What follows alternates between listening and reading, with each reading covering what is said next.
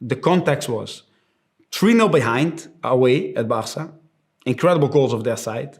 Probably there, only there I learned is that the 5 minutes after the game are more important than the 5 days leading up to a game.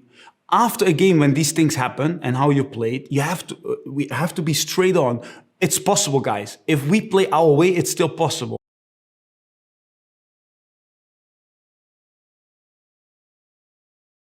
And that's what I mean with the tactics board. It's beautiful to explain a lot of things, but you cannot explain emotion, and you cannot explain what's around, because there were probably 60,000 Liverpool fans giving us so much energy, giving us so much passion, that we felt from the first second that it was possible that we could change it.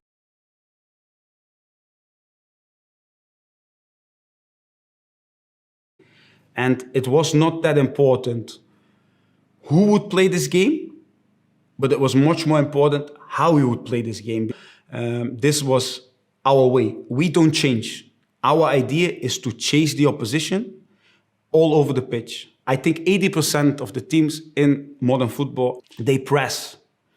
But pressing and chasing, for me, is something completely different, and we chase. Our idea of pressing is not to force them one way. Our idea of pressing is not to force bad passes. Our pressing is the idea to steal the ball to attack, to create.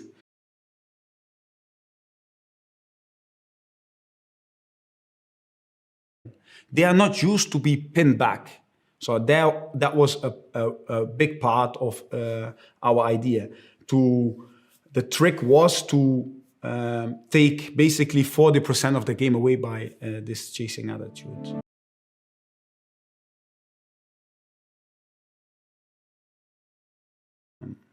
So for us, it was really important to control Busquets.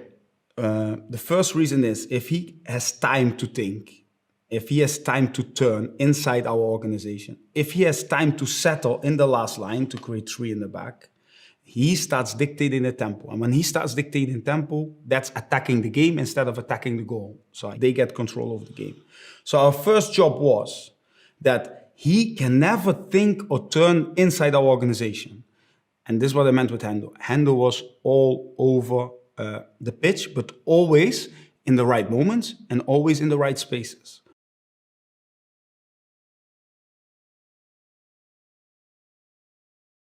But if they cannot do it with Busquets, normally they will use Piqué. If they cannot do Piqué, they do it with Ter Stegen.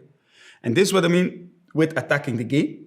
Divock played that night, and it was not Bobby. And one of the things we said to Divock was, every time the ball goes back to Ter Stegen, you put him under massive pressure.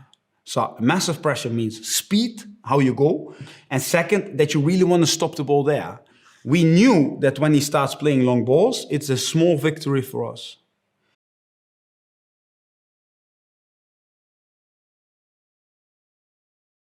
If you would divide our team, you would divide it in 2 blocks. The first block is the front 3. And the second block is the block of 7. Then you have Ali, of course, not forget, but these 7. These 7 is always the job to close the center and be ready to jump, to be front-footed. The front 3 are responsible, how Jurgen always says, to defend 5 or even 6 players. And this is possible. What I just showed with Shaqiri, he can defend Alba, what happened many times, so that he didn't find him, but when he found Trent went, but that he can defend and Lenglet and Alba at the same time.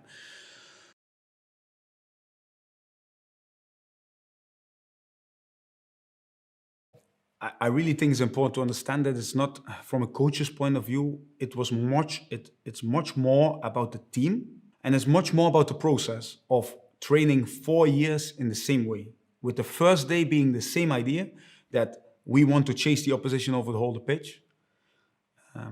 We want to improve the way we attack, but we want to play the last pass from everywhere, be able to play the last pass. And this idea of football from Jurgen, from the club, from all of us, only then, when the emotions are getting so high, when you play finals where 60,000 are screaming, where millions of people are watching, where the ref is making decisions, where you cannot influence them, They grab on the things you train each day.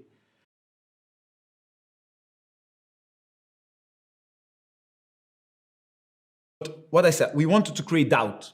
So, and here is where we wanted to create doubt. Our best moments came when Hendo was even here as well. So you could say that this is a 4-4-2, but a 4-4-2 offensively. So that would be 4 here, 4 there, and 2 on the outside.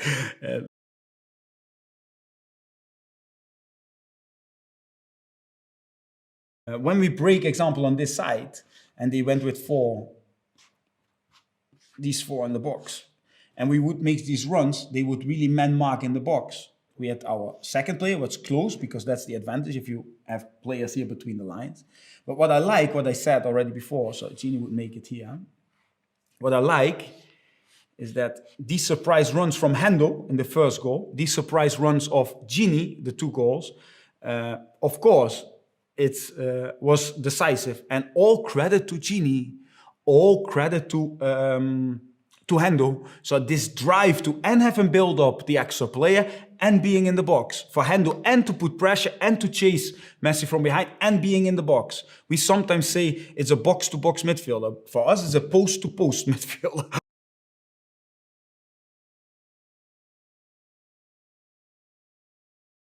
How do you control counterattacks? By counter-pressing. And this is where Jurgen is every game really strong. Every training session we do anyways, really strong. But counter-pressing without pushing up doesn't make sense. So we wanted to really push our players to the edge, because a counter-attack has to start from somewhere. We had Fabinho, then they would drop here, Suarez and Messi, and here our center-halves would not wait, but they would come even in like into the opposition half to control. And what I said, when they would receive to face, that happens. You cannot avoid everything. That's why we have Ali as well. And real speed on these 2 positions, even speed on the fullback positions as well. So you can play with that line and you can play with this.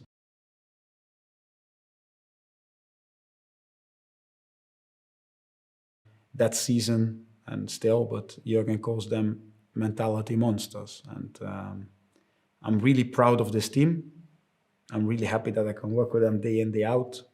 And they are legends, not just because they won the Champions League that year, but they are legends because they train each day how they train. And if you can see each day as a game, each day as a final, or with time, these games can happen.